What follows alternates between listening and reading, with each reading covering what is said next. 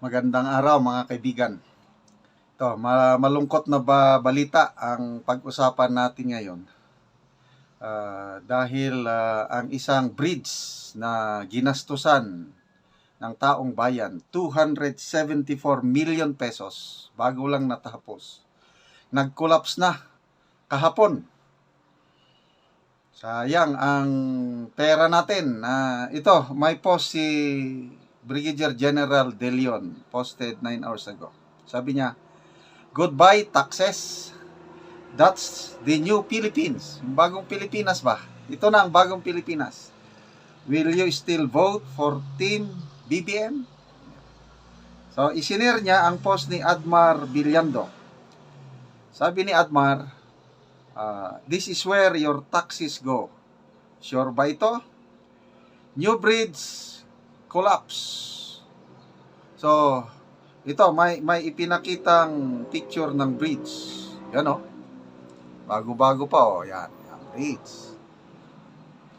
Okay, so, ang location ng bridge na ito is Cabagan, Isabela. Parang Santa Maria Bridge in Cabagan, Isabela. Okay, yan. Bagong tapos. Contractor is RD Interior Junior Construction. Date started. Kailan sinimulan ang pag-ayos ng tulay? May 26, 2023. Cost is 274,806,456 pesos. Ang laki. Source of fund, 2023 General Appropriations Act. So, panahon na ito ng Marcos Jr. Administration. Okay, ito na yung picture nag-collapse. Yan. Hindi na kayanan ang bigat. Malala nyo, sa Mindanao, meron yung Pangil Bay Bridge. The longest bridge in Mindanao na open noong September last year. Tuwan-tuwa ang Marcos Administration. Ibinida nila yung build better more ng administrasyon. Okay naman. No problem with that. Kasi ang laking tulong yung Pangil Bay Bridge sa taga Mindanao. Kaya lang, after 2 months, ang asphalt na lubak-lubak na. Grabe. Anong klaseng quality ng mga proyekto ng ating gobyerno? So ito, ulitin ko bagong tapos na bridge, ginastusan natin, wala pa, sabihin mo, 2 taon, wala pang 2 taon, bumagsak. Ulitin ko. Oh? So parang ganun din yung mga flood control projects na ibinida sa SONA. 5,500 excuse me, flood control projects na tapos na. Marami pang ginagawa. Pagdating ng after 2 days lang, yun na. Anong bagyo yun?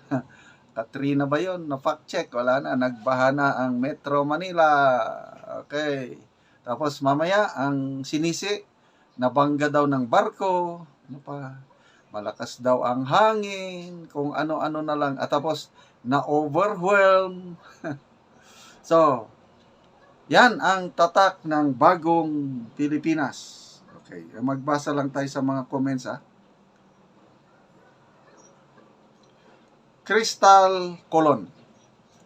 Sa panahon ni FPRRD, lahat ng mga infra ang gaganda, higit sa lahat matibay.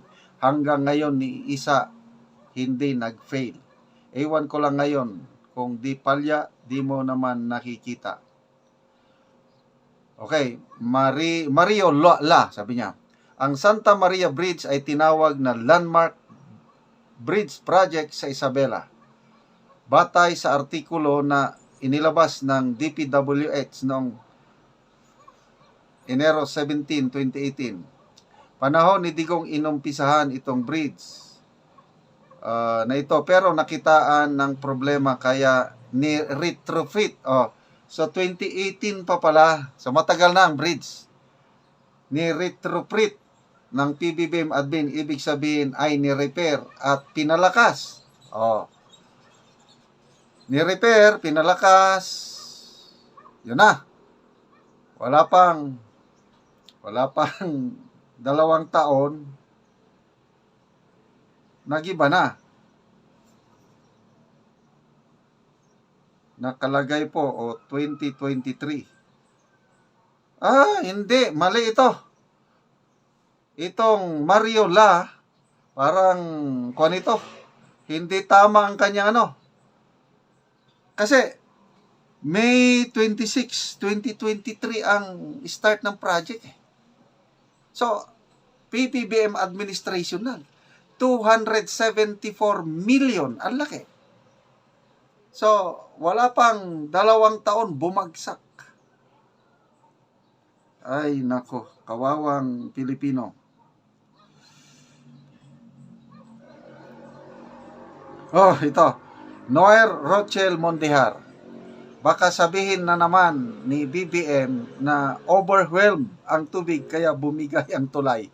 Wala namang bagyo ngayon, wala namang baha. So, hindi na overwhelmed. Kulang lang talaga ng lakas. Bakit siya bumigay na bumagsak? Sa nabasa ko sa mga post, kahapon bumagsak. Grabe. Oh, John Gabonales, substandard ang mga materyales, pero standard naman ang korupsyon. Galing. Substandard. Standard ang korupsyon.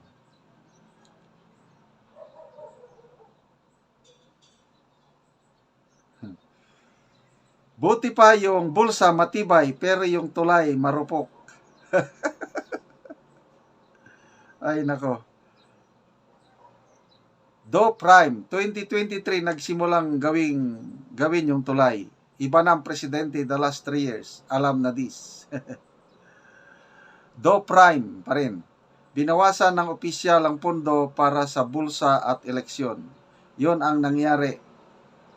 Yung mga taga Isabela, alam nyo na ngayon kung sino ang iboboto nyo. Corrupt ngayon ang government natin.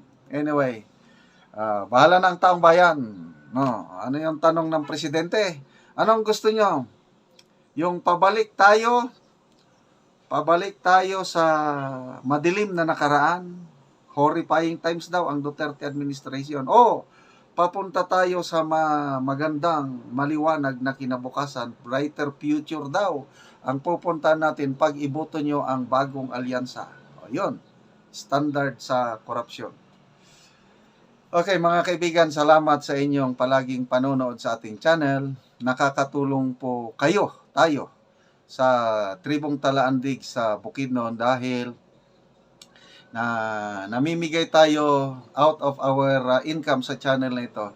Namimigay tayo ng construction materials, yero at pako sa Tribong Talaandig para ma-repair nila ang sira-sira nilang bahay or makapagpatayo ng bahay yung mga walang bahay. Panoorin nyo ang video na ito, ituloy nyo lang ang inyong panonood, lalo na yung hindi nyo pag-skip ng ads.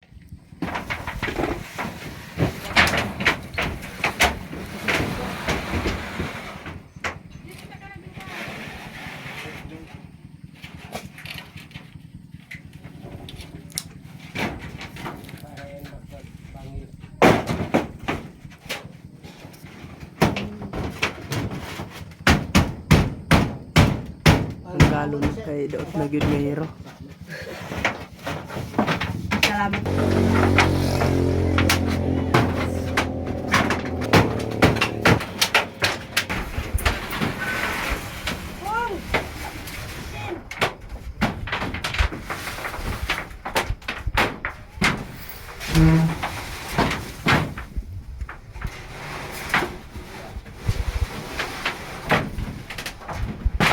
Gabok na gyud ang iyang gamit o ang iyang mga kahoy. Oh, makangalan mataw sa mga outfit na kasi po.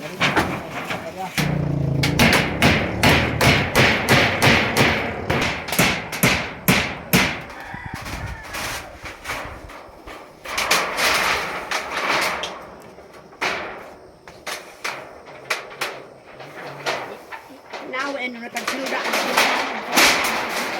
Ito pong nakita talo.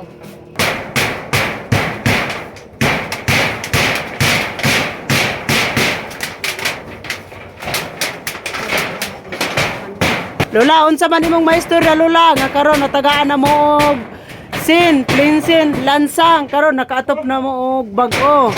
Salamat sa Ginoo. Nagatan-aw sa video nga nakaatop na gid ni. Oh. Nga ko na ang atop nawala na ang among gaot natuto kasi sa akong mag-ulan. Oo. Salamat kaayo sa nagtabang Oo. o nagtan-aw sa video Oo. og sa Ginoo. Ginatabangan nakaatop na gid mi nasulban ng among kaulan ng among ulan gyud. Oo. Oo, sige Lola, salamat.